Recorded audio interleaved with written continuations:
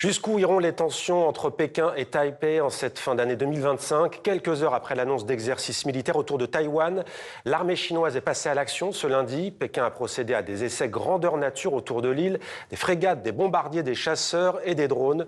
Image commentée par Timothée Marouzé.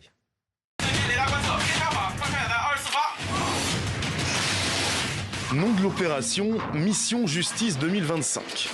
28 navires militaires, 89 avions de combat, démonstration de l'armée de terre et tir à munitions réelles. Ces images diffusées lundi par la télévision chinoise témoignent de l'intensification de la pression militaire de Pékin sur Taïwan. Objectif de la Chine, tester ses capacités de blocus et sa supériorité militaire sur Taipei.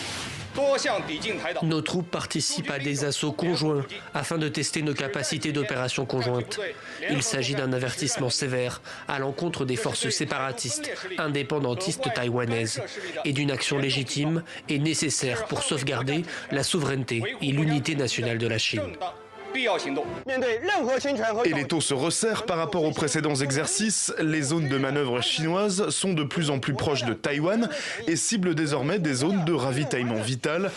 La réaction de Taipei a été immédiate. Nous exhortons les autorités chinoises à faire preuve de retenue et à cesser ces provocations irresponsables.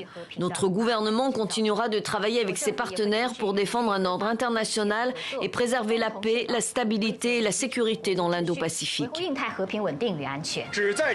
Ces exercices interviennent après la récente vente d'armes des États-Unis à Taipei, une opération à plus de 11 milliards de dollars, la plus importante depuis les années 2000.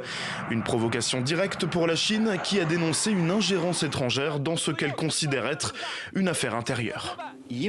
Les forces extérieures qui tentent d'utiliser Taïwan pour contenir la Chine et d'armer Taïwan ne font qu'encourager l'arrogance des partisans de l'indépendance et pousser le détroit de Taïwan dans une situation périlleuse de guerre imminente.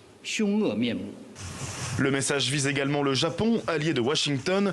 Début novembre, la première ministre avait évoqué une possible réponse militaire japonaise en cas d'agression chinoise contre Taïwan, une déclaration qui avait déclenché la colère de Pékin.